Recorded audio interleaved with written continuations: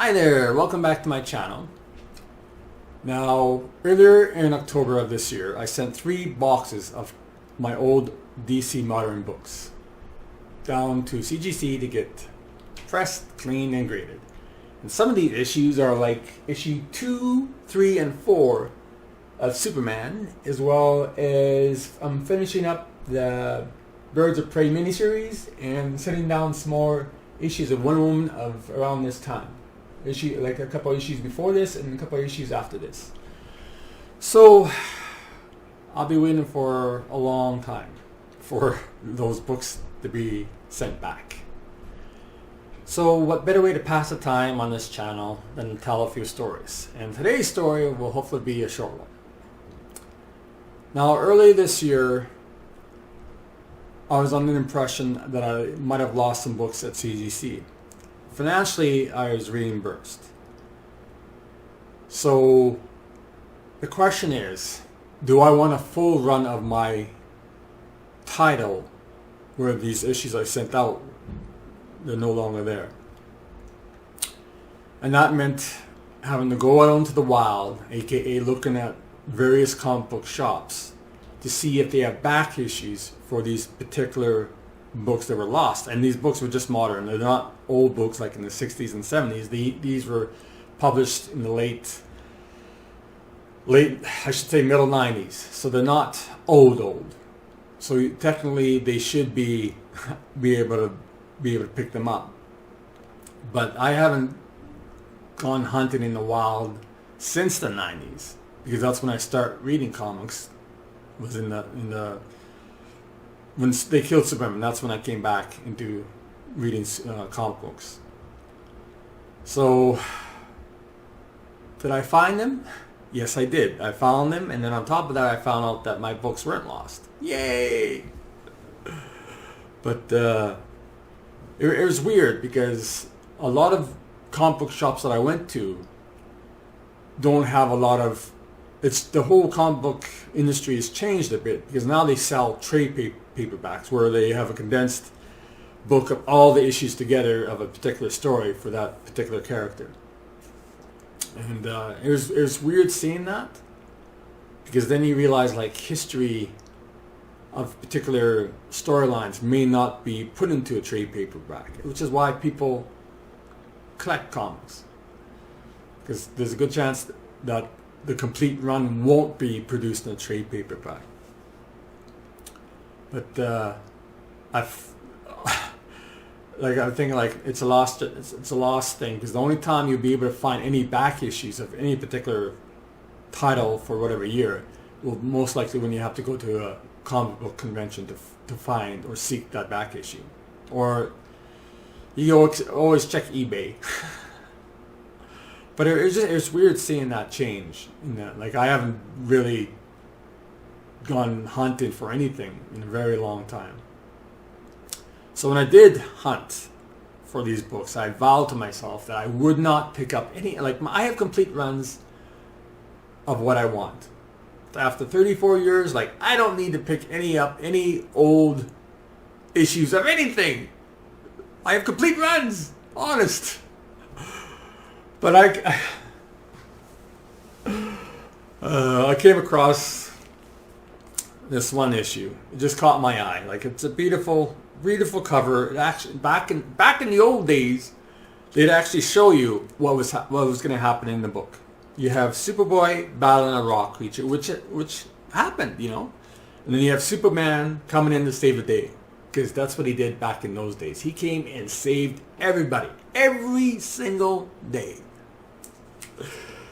So this is a particular cool title with there's Showcase, like this produced in 96. They had Showcase 95 and Showcase 94. I know I have Showcase 95. I'm just at the time when I picked this up, I couldn't remember if I had a run of Showcase 96. But it's a beautiful cover. The first in this particular Showcase, what they did is they'd have for the main story, they'd have either a main writer from another title or an artist, and they tell that was the main selling point, was main writers or artists on in the book, and then the second and third stories were usually an introduction of new characters with their own titles coming up, or just new artists coming up in the DC universe. So in this case, the second story was Supergirl, and this was like a prelude story to her ongoing first title, for her own ongoing title, I should say, which was this one here. So this was in '96. This was released in '96, and this is also released that same year. So this, yeah, it was a month after this. This came out. A month after this came out, and it ran for almost 84 issues. I have the complete run in it, but it was a great run, great stories. So yeah, but so on top of that little info bit, what caught my attention was this beautiful art, both just the art and the characters, you know. So since this is '96, the internet was not as powerful as it is now. So if you wanted to convey your feelings on any particular story, what you do is you could write in to the DC company and express your opinion of the story.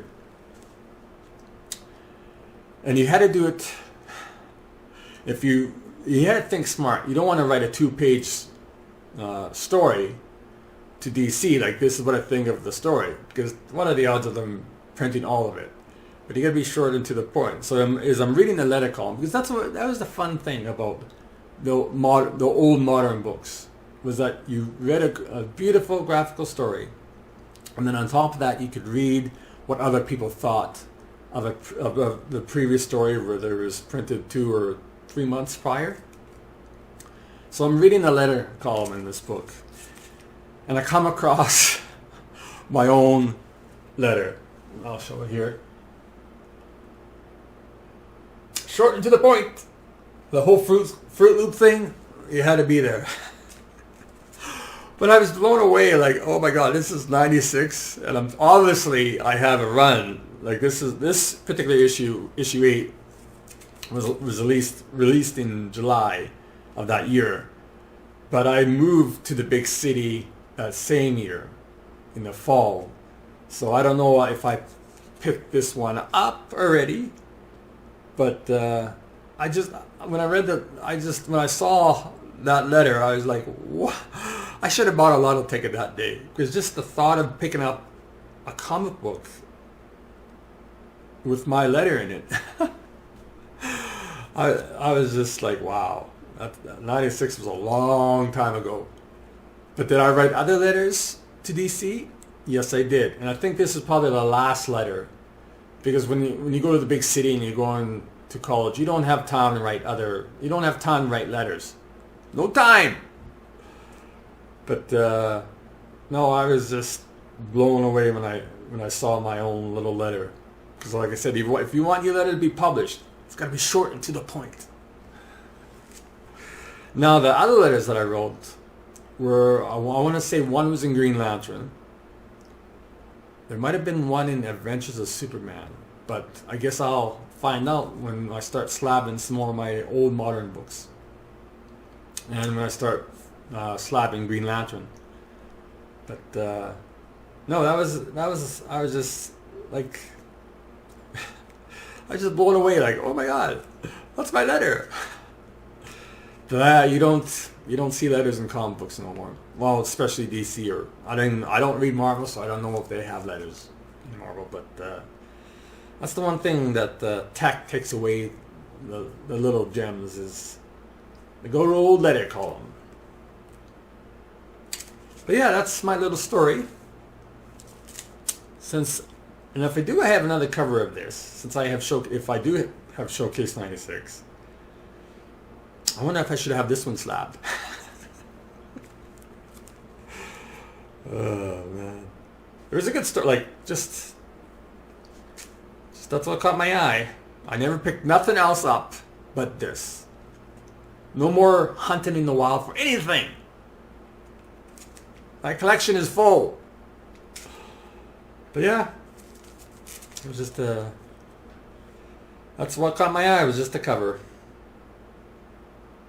So, until my books come back from CGC, which will still be a long time. Catch you later.